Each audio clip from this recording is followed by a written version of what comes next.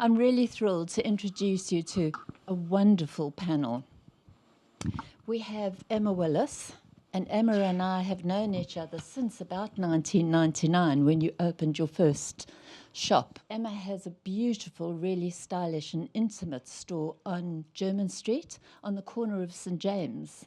Emma started in 1999.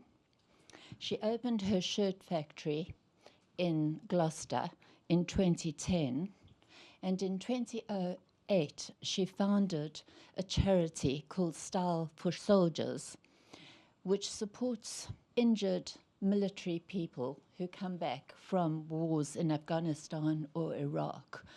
And in order to integrate them back into society, they need to feel confident and wear beautiful shirts that Emma produces for them. His Majesty King Charles supports her charity. In 2014, Emma was given the MBE by Queen Elizabeth for all her work and her entrepreneurship, because in her Gloucester factory, not only does she have 30 tailors, but she also trains young people in the art of shirt making. I'm so happy to have you here, Emma. And then we have Sean. And Sean is also in the fashion industry. Sean Dixon, who's the CEO of a company called Richard James. Richard James is a Savile Row tailor. He is, or I'm very proud for him to say that he is the only Savile Row tailor to be awarded the British Fashion Council's Menswear Designer of the Year award twice. So Sean has a showroom both in London and in New York. And then our moderator today is Fabrice. And Fabrice Barner comes from Berlin, or lives in Berlin. And he very kindly agreed to come all the way to the UK to moderate for us today. He is a multifaceted specialist and consultant with 15 years' experience in the high-end luxury interiors and fashion industry. He is also an interior designer in his own right. He's a sought-after connector and ambassador. So welcome, everybody. What an esteemed panel. I feel really privileged. Over to you, Fabrice. Thank you. Thank you, Bernie. Thank you so much for the invitation. And thank you for all of you for being here today. It's lovely to see familiar faces and new friends. A warm welcome to Emma and Sean. Thank you so much. We're so honored to have you here. And today we're going to be talking about the how fashion influences interiors and vice versa. Very often they're called sister industries. They have so much in common and there are so many parallels. They are very much sort of interconnected and intertwined. And without further ado, I think we should delve into the conversation. And when I think about fashion and interiors, I think for me the first common denominator very often are fabrics and textiles. And I'm just wondering, it was the same for you, and what was your influence or your relationship with fabrics and textiles? Emma, perhaps first? Yes, Fabrice, for me, actually, I would say it all began with a beautiful cotton mill, a Swiss mill. It was called Albrecht and Morgan then. This is probably in about 1990-ish, which is now called Illumo. And I was about 20, and I was working for a little shop in the Burlington Arcade, and I fell in love with these beautiful pastel-coloured, exquisite Swiss cottons. And the first thing I did when I set up my business, I knew that I had a shirt maker. Then I had an amazing team to make my shirts, and then I knew exactly where I had to go for my fabrics. And I just called up Illumo, and that was my cotton sorted for me. And it has been for the last sort of 35 years. They're a fundamental part of my business. They're absolutely beautiful quality. Beautiful fabrics get softer and softer. And I'd say it's a huge part of the confidence our customers have with us and the reason why they would come back to us. Very much the same for interiors. What about you, Sean? Yeah, I think I concur with Emma, absolutely. I think it all starts with fabric, especially from a tailoring point of view. We, when a client comes in, the first thing they want to do is look at fabrics. And that's where it starts. Fabrics, colours, textures. It's really important. And I think, especially for men, they don't get a chance to express themselves that much. So a way quite often is through a detail, a hint of colour, a bit of texture. When Richard and I first started the business, 1992. One of the great things about starting the business then was that we had the opportunity to work with mills exclusively. London, the UK was in a bit of a recession, and mills were willing to kind of let you go and see them, and mess around with their traditional patterns that were kind of 100-year-old, and you get a chance to play with some colours, and so that's what we did. I remember going to a mill. Unfortunately, I don't think there's called Hunters of Brora. So, fly to Inverness, drive up another 2 hours. You're in the middle of nowhere, sheep in the fields, and then the sheep's wool would come in one end, woven, come out another end, and this would produce these incredible tweeds. But for us, they were too heavy for our customers. Our customers, they weren't kind of walking over grouse moors every day. They were kind of having lunch in Mayfair, and that's what they wanted their tweeds for. So we were able to. They would allow us to make them a little bit lighter, but they'd allow us to play with the colours. So these incredible colours that reflect the countryside of Scotland. Then we'd put kind of lilacs in there, or yellows, or oranges, and things like that. It looked absolutely fantastic. And then you look at these mills and you think, God, they've got incredible history. Chanel was using them, back in the 30s, and I think that's what what's lacking a bit in this country. We're losing a bit of that. Those mills are disappearing, and that's a bit of a shame. But absolutely, it starts with that. And I wish I could spend more time going to see mills and spend more time with fabric. I don't have that luxury anymore, but it's still fundamental to our business. And what is your approach to textiles and fabrics within your interiors? Your shops, but also at home. I know, for example, you've known Bernie, and you have some of her fabrics at home. What's your relationship and your approach with textiles? Well, yes, that's how Bernie and I fell in love with Bernie's fabrics before I fell in love with Bernie. And that paisley, I've made so many dressing gowns in that paisley and smoking jackets. When I was interior decorating my shop in Jermyn Street with my great friend Penelope Chilvers, who is now has a wonderful shoe brand, but then she was interior decorator. And so it all started with the fabrics, and Penelope actually introduced me to your beautiful fabrics, Bernie. And we've lined the walls of our shop. We put everywhere we can. So the walls of our changing rooms are lined in Bernie's beautiful paisleys, and we have cushions. We have, wherever we can use it. And then we looked at it and we thought, well, that would make the most exquisite dressing gown. Very difficult to match your patterns, by the way, when we're cutting and sewing. Thanks, you can Emma. Imagine. So actually, customers come in and they'll be standing in the changing room with the same fabric on the wall as the jacket or the dressing gown they're trying on. But people seem very happy with that. It seems to work. Personally, I think Bernie's fabrics are the only that to me really transfer to both.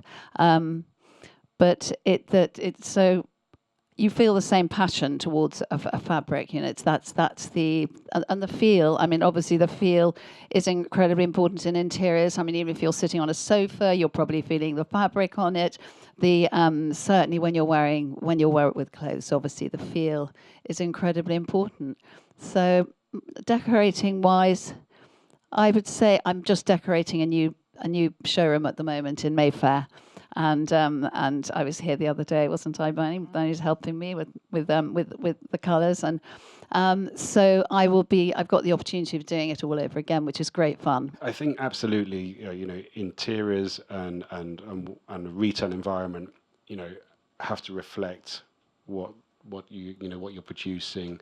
I mean, when we first started on Savile Row, we were very unusual in as much as it was a very clean white space, tiny space, and keep it very light and very modern. Windows were open, and it really didn't reflect what the rest of Savile Row was about. I mean, they get a bit annoyed if I start talking about them, but it was all a bit kind of fusty and dusty, and we decided to go down a much more kind of modern route. But we wanted the clothes the fabrics just to kind of speak for themselves. So it was kind of let's keep the background fairly minimal, and let's kind of push the fabrics a little bit in the clothes and let them do the talking. That subsequently changed. We just refurbished our bespoke store on Clifford Street in Savile Row, and it's all about colour and texture, and I think that's really, really, really important for us because that reflects on. And then we have the ready-to-wear store, which is also a bit more minimal. So we try and have both, but absolutely, I think textiles, fabrics, really, really important. I think the distinctions are less and less between fashion and interiors more and more, and the lines are getting more and more blurred. Bernie, for instance, when you design a fabric, do you think immediately as a curtains or cushions, or also do you think, well, actually, you could wear that, or I could make a jacket out of it, or somebody could wear it? Do you have this in mind as well at times? Yeah, I think for us, for me, the most important thing is that the fabric feels good, because I don't like to wear things that don't feel good. And so whenever we've produced something for the home or for our collection, it always has to feel good. And that's sometimes the most expensive part of the production of the fabric, because it's easy to weave it and it comes off the loom, but it's what happens next is what makes it feel good and is really, really soft. So I don't really think about fashion or home. I just think about beautiful cloths. And you think that by extension that actually interiors can be an extension of the self? Would you agree with that? Emma, for instance? I think definitely when you're decorating your house it's the same as when you dress. One is aware that people probably are going to judge you or certainly gather something about your character from how your house looks or how you arrange flowers or what clothes you wear. So, and certainly for dressing people, you are trying to bring out the best in somebody physically, and also in their confidence. People just, it does obviously help for all of us how we dress for our confidence.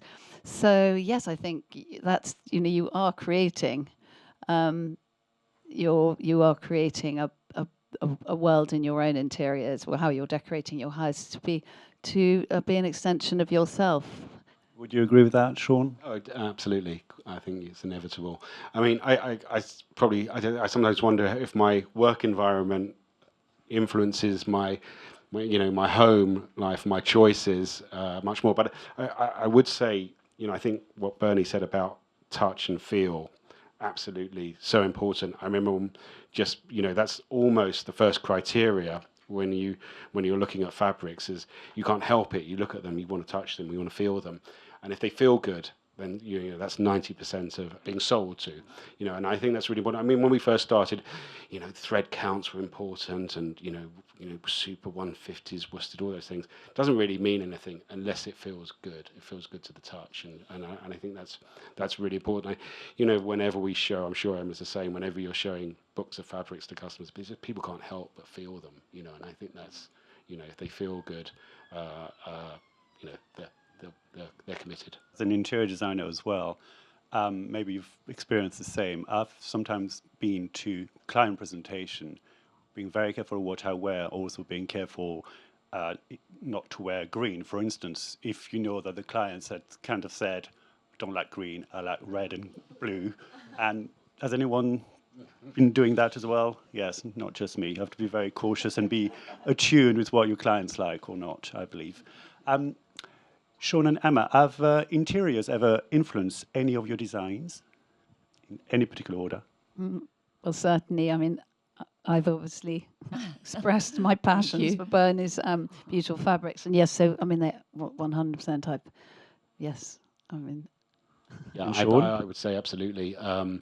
you know, we produce a ready-to-wear collection seasonally twice a year, and we have to find inspiration from somewhere. And quite often we refer to certain periods, certain geographical, you know, locations, and often designers, you know, interior designers, absolutely, you know, and just a great shot of an apartment, you know, beautifully laid out, set out, that can be the inspiration for a whole collection. So, absolutely. We see very often a very quick transition from sometimes the runway to shops. You know, sometimes you can see a beautiful dress or jacket, and a few weeks down the line, a few months down the line, it can end up on the sofa, on a cushion. Are you influenced by trends? Do you keep attuned with the ebbs and flows of the fashion industry? Does it affect what you do or not? Well, certainly on a sort of wider scale, with clothes becoming a little bit less formal, then we absolutely have adapted. So, I mean, the example in the shirt world would be so much less wearing a tie, which is, you know, becoming only very formal dressing really, or weddings these days. Although the tie is still alive, smart casual dressing has influenced us a lot.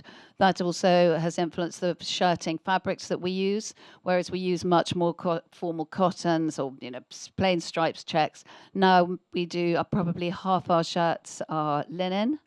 Linen is much more casual. People can wear it much more casually. People are looking much more at the sustainability of fabrics as well. Linen is the most sustainable of all. And then in winter, we do much more brushed cottons. Colour-wise, I'm probably more led by my own instinct. I'll suddenly have a desire I tend to do very soft pinks, blues, whites, but I'll suddenly have a desire to put a really sort of strong citrus little collection in linen, say, as I did last summer. I think probably I'm more led by myself in that, but certainly in designs and the way people are wearing the clothes, you have to go and you have to feel the time and how people are wanting to dress. Even like rolling up sleeves now, you think about the depth of the cuff and the lining in it, so it rolls twice and it just stays there. So little things like that, we're very much, and it's lovely because you've still got the formal dressing, but actually it's given much more interest to in my world, to the shirt, because people aren't always covering up their shirt with a jacket and a suit and a tie. So it gets more prominence now, which is nice for us. Do you feel the same, Sean? Yeah, I think so. I mean, I think with regards to fashion, it especially in menswear, and our end of the menswear, it doesn't change dramatically. I always think what we do is not that different to what we were doing 30 years ago. It's kind of evolved. It's details. It's all about details. Men like details. We don't think of ourselves as a fashion company. We're a company that sometimes is in fashion. So sometimes fashion catches up with us, leaves us behind. You know, we catch up. You know, it comes in cycles. But I think you have to be aware of what's going on, what fashion is, what's going on in fashion, you know, what the trends are. Just because, you know, clients come in, especially with this bespoke or made to measure, their reference points are much broader. They know what's going on out there, and you have to be able to work with them on that, and, you know, tell them, you know, just because, you know, Dolce & Gabbana are doing something, you know, gold velvet, but we don't need to follow that trend, and maybe we can try something else. So yeah, I think always being aware of what's going on is important. Yeah. And how do you feel about those big fashion brands, like, you know, could be Gucci or whoever, going into homewares and furniture? I think it's What's quite your take? sad, actually, because I think, you know, many people are, as Robert referred to, slavishly following what these big fashion houses are producing for the home. Like Versace, for example, you see all this Versace home products. So if a lot of the clients happen to wear Versace and then suddenly their homes start looking like that, I think it's losing the soul.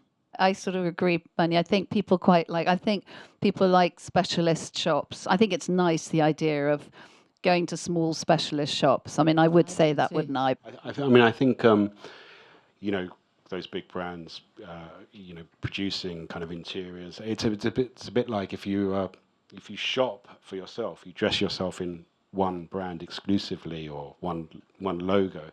You don't want to be buying your whole interiors in that as well. I think it's great if they have something to offer and you pick pieces that you like, and it should be the same.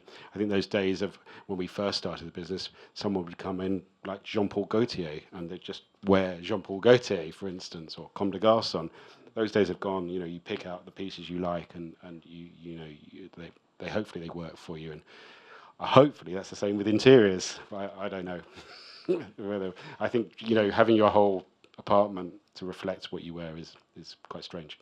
Yeah, I do think that fashion affects interiors to a degree. It doesn't really affect us because we don't follow the fashion trends. But for example, we do see that we're selling a lot of green right now, which we haven't. So there seems to be, green seems to be sought after. And we see that people's interiors are a lot more casual compared to what they used to be. Even curtains that used to be lined and interlined and then have sheer, now they don't do that anymore. It's a much lighter thing. So we see fashion, the casualness in fashion now reflected in the home. But as a company, we don't follow fashion. Interesting. Did I see that Pelmets are back? Oh dear, are they? If we move on to sustainability and traceability and authenticity, transparency, do you feel like also your clients ask you questions about these topics, or do they look more about, you know, the fabric, the look, the design, the pattern, the feel that we talked about? Do they ask questions about sustainability, provenance, and? I would say the fact that we make our own, make all our own product in England is our strongest selling point. That people love that it's close to home, that they can see. You know, I mean, we, for instance, will send a little video of somebody's shirt being cut, so that they can see the pattern being made, and people absolutely love that, being very close to the source of their clothes being made. I'd say that sustainably, that I would say it's just for reasons of sustainability. Also, to know that the people who are making their clothes are happy and enjoying making their clothes, I think is a very strong point of the pleasure of buying. And as much as we can connect all our creative team in Gloucester with the customer, we do. And that's also very nice for the people who are making, who are the cutters, the sewers, the pattern makers, but really the customer absolutely loves that. As I said, linen has become our most popular fabric, but certainly, I mean, we buy all our cottons would be from the Best Cotton Initiative, so they would know that they are not polluting rivers and seas and detrimentally affecting people's livelihoods. So that is an important, but I would say the thing that people most enjoy is knowing it's made close to home and made in an extremely transparent way and they do say they can feel the happy hands that make their clothes, and I don't know if that's so. It's that it's something that somehow is transferred, but people say they don't know why, but they feel there's something different about that garment that's made in a way that they know how and they know who. So, and obviously the closer to home you make, the kinder to the environment it is. It's a strong selling point for you. Yeah. Sean, would you agree? Yeah, I think, sustainability, honestly, sustainability as a business, we're aware of it, and we try wherever we can to be sustainable. Do our customers, is it really a big concern? Honestly, probably not. Occasionally you'll get someone that's interested where this fabric comes from, what's it made from, what how is it used.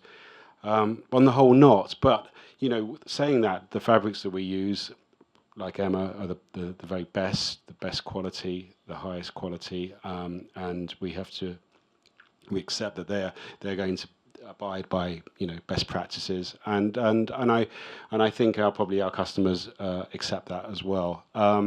Occasionally, someone will ask us, we'll be really interested in how a suit's made, for instance. I mean, a lot of bespoke suits have horsehair interlining, and that's a big no-no for quite a lot of people. So we have to find an alternative for that, and that actually is a challenge for us as a business, because to find exactly the right product that works in exactly the same way, but isn't an animal. That's a concern. So what's interesting is every now and then things get thrown up, and we have to look into it. We find alternatives, and actually pushes the business forward as well, and kind of challenges us. Bernie, same for you. Do your clients come and ask and kind of dig a bit? For us, it's absolutely fundamental to the business. We use all natural fibres, but the most important thing for us is that nothing is wasted. We support various charities, but also we don't allow harmful toxins to be used in the manufacture of any of our products. It's just so important to us, because I think unless you've actually seen it firsthand happening, we're not aware of how many toxins can be used in the production of furnishing fabrics.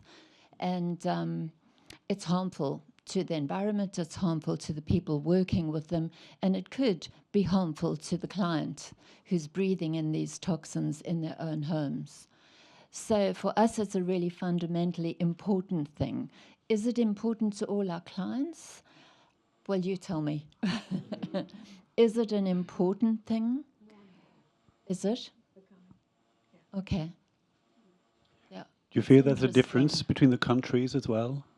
Absolutely a difference in cities, not only countries, but there is a difference. But I think there's more and more awareness coming, as you say, and I think it's younger people who are, spurring this movement forward. So, And we're obviously led from the top with sustainability and the environment with His Majesty the King, and on his Yes, visit to our indeed. factory. We were pretty proud of showing of everything.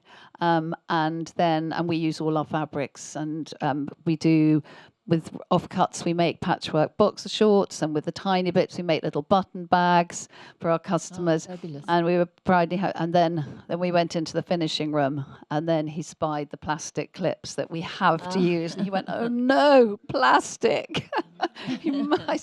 I've tried to source non-plastic clips to keep the shirts together, but when you're exporting, you can't use pins anymore. So Yeah, it is important, and it's just becoming more and more so. I agree for customers, and we take off all the packaging when they're ready to wear, when we're folding everything for the customers. So we take out all the plastic, which we then goes back to the factory to be reused and reused and reused and reused. And nobody wants to buy something and then have masses of packaging and bits of plastic and things. I mean, we just don't do. And what you do with them, and you've got to recycle them yourself. And plastic's made of oil, and you've got to get rid of the plastic wherever you can. Yeah, No, I think you're right. Packaging is absolutely dreadful, especially in our luxury end of the business. And it always amazes me how you kind of, when you're selling something to a customer and you try and minimize the packaging to hand over to them, and they kind of insist on a bag and they want more tissue paper, and it's more and more and more. And I think we all have to take a bit of responsibility on that and kind of ask for less. And if we keep asking for less, you'll get less packaging. It doesn't need to look like that. It really doesn't. So yeah. Possibly the last question. Sustainability being one of the factors. What would you say is the main factors the clients come to you and buy from you in luxury clothes?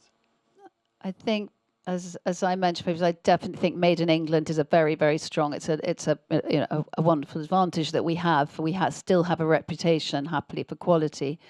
So I would say Made in England is the most valuable thing, and the reason why people will come to us initially. Sure. Yeah, there's probably a couple of things. I think initially there's an understanding, and customers can relate to what they perceive we do. So obviously I think there's a style element to it. I think if someone's coming for a bespoke or made-to-measure item, it's that sense of individuality that they can't get from fast fashion or mass fashion, and that's important. And also, I think the fact that you can, if you're having something made, you can put something of your own personality into it. You get to choose details, colours, fabrics, linings, buttons, whatever, all those things. And I think that really resonates with clients, and and I think it's always something we kind of put forward as you're part of the process. Get involved and enjoy it. And quite often they do, and then hopefully they come back. Which is another similarity with interiors, because I think the definition of luxury at the moment is very much the bespoke, the manicured, the something that's very unique, a one-off that your client won't find in a catalog or online. When you specify, a particular material, embroidery or passementerie. I think that's now what they're looking for, as well as craftsmanship and longevity, and also sustainability, as we just discussed. I just think the bespoke side of what you both do is so interesting. We have a bespoke side, but I was taken, Emma, when you said that you can actually see your tailors cutting the shirt being made for somebody. I would love that, to have a sort of eye on something that's been made for me. So I think the bespoke side of the business is fabulous. And that's with interiors too, isn't it, Bernie? And It is. Sean was saying, I mean, your no space is the same. Obviously, no client is the same, but you've no window, no door, no floor, no ceiling, no what you have the raw elements, and it's the same with the body. No body is the same. So you're building it. Every time you're doing it, it's a whole new challenge. New with light. I mean, I can't, as Sean said, I can't imagine how many things you have to take into account when you're interior decorating. But it's very similar in that way. We're starting with a totally new project every time, whether it's a house or a body. Similarity. Yeah. I did try earlier to talk Sean into making clothes for ladies, but he says he doesn't as yet. Have done in the past, and it's not too late. Wonderful. Has anybody got any questions they'll ask to us, our panelists? No? Don't be shy. Yes, please. Hi, everyone. Thanks very much for your panel contribution. That was really interesting. I have a question around fashion and how fashion influences the sort of buying patterns in interior design homes. Now, let me try and explain. If we have been living in an era of fast fashion for the last sort of 10, 15 years, and probably everybody in this room will not be wearing the same outfit this time next year as they are wearing today, do you see, and maybe this is a question for Bernie more than anyone, do you see people changing their rooming designs and changing their interior designs more given the influence of fashion on interiors? So can you see an era of faster interiors? I would really like to say yes. But no, I don't think so. I think people can change in America, you call them pillows and throw blankets and those sort of things quite regularly. But the fundamentals, the curtains and the upholstery, it doesn't change as quickly. I don't think it's speeding up. And actually, different countries do things differently. In England, people can keep things for years and years and years and years, whereas in America, it's quite different. I do see things changing quickly in America compared to in the UK. And actually, we have a service, whereas if you bring back your curtains to us after 15 years or whatever, we'll take them apart, we'll have them cleaned, and we'll turn it into an upholstered sofa for you, or a bed cover, or pillows. So I can take all of yours back, Emma, when you're moving. But I would say no, it's not really happening faster, but certainly accessories are happening faster. On that note, enjoy the rest of your stay in London. Thank you. All the best. Thank Bye-bye. you. Thank you.